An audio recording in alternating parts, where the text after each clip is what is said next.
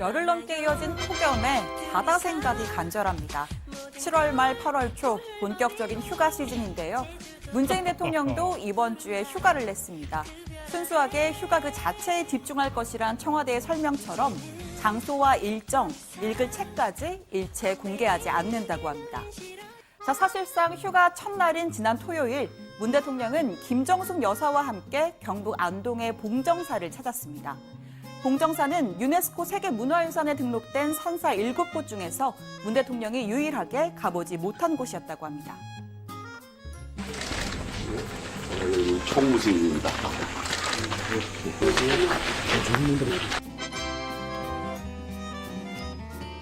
여기는 제가 그동안 몰아봤거든요. 예. 여기 이제 가보고 싶어요.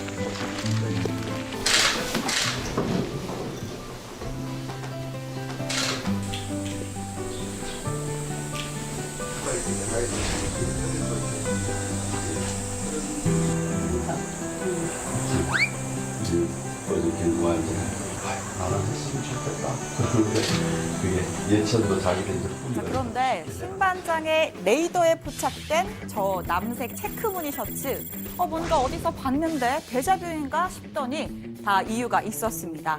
2014년 세월호 특별법 촉구 도보 행진 때, 2016년 반려동물 희망 국토 대장정 때, 그리고 지난해 경남 진해 해군기지 방문 때 모두 다 같은 셔츠입니다. 올해까지 벌써 5년째니까 문 대통령의 여름 시즌 최애템이라고 해도 과언이 아닌데요. 딱 이것만 입는 건 아니고요. 이 반려견 산책 전용 아이템으로 좀 더 큰 남색 체크무늬 셔츠가 있습니다. 자, 그런데 우리나라 대통령들은 휴가 중에 꼭 일이 터지는 징크스가 있다고 합니다. 당장 문 대통령만 해도 지난해 여름휴가 직전에 북한이 화성 14형 ICBM을 발사했었죠.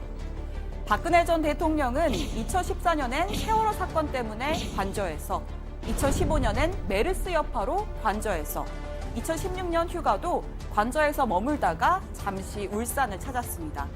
그나마 제대로 떠난 휴가는 취임 첫 해인 2013년 저도 방문이죠. 당시에 참모진도 몰랐던 극비리 일정으로 그나마 페이스북에 올라온 5장의 사진이 전부였는데요.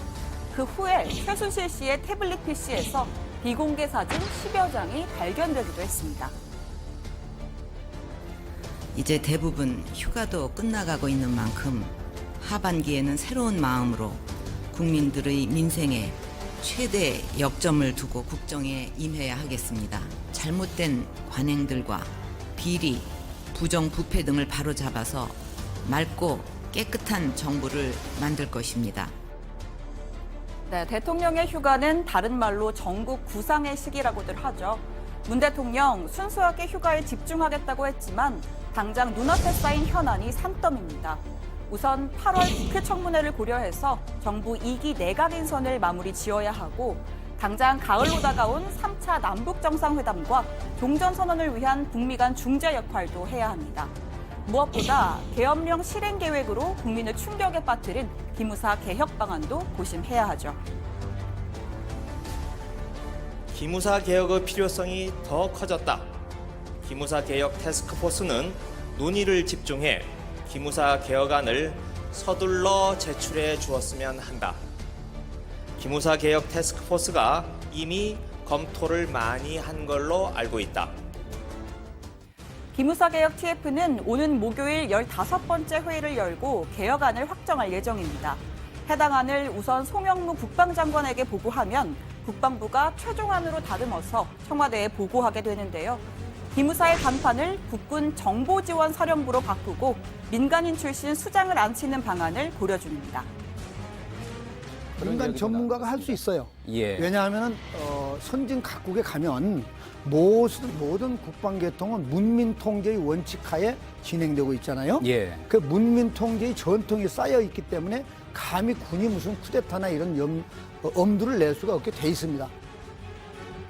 자, 이런 가운데 기무사가 민간인 수백만 명을 사찰하고 노무현 정부 시절 대통령과 국방부 장관의 통화까지 감청했다는 주장이 제기됐습니다. 시민단체 군인권센터는 기무사 요원의 제보에 따르면 기무사는 노무현 전 대통령이 윤광웅 당시 국방부 장관과 통화하는 것까지 감청했다면서 통상의 첩보 수집 과정에서 기무사가 대통령과 장관의 긴밀한 국정 토의를 감시할 까닭이 없다. 기무사의 도감청 범위가 어디까지였는지 짐작조차 하기 어렵다고 주장했습니다. 기무사가 국방부 내의 유선 전화를 감청하는 건 고등 군사법원장에게 영장을 발부받아서 하는 합법적인 보안 업무 가운데 하나입니다. 하지만 대통령과 장관의 지휘를 받는 입장에서 지휘권자까지 감시한다는 건 통상적인 업무 범위를 넘어선 과도한 행보란 지적이 나옵니다. 합동수사단의 계엄 문건 수사는 점점 사건의 키맨 조현천 당시 기무사령관과 한민구 전 국방장관을 향해 가고 있습니다. 수사단은 두 사람의 청와대 출입 기록 등을 분석하고 있는데요. 이와 함께 문건 작성 실무자들의 통화 내역까지 조사를 마친 뒤에 조만간 이들을 직접 소환할 예정입니다.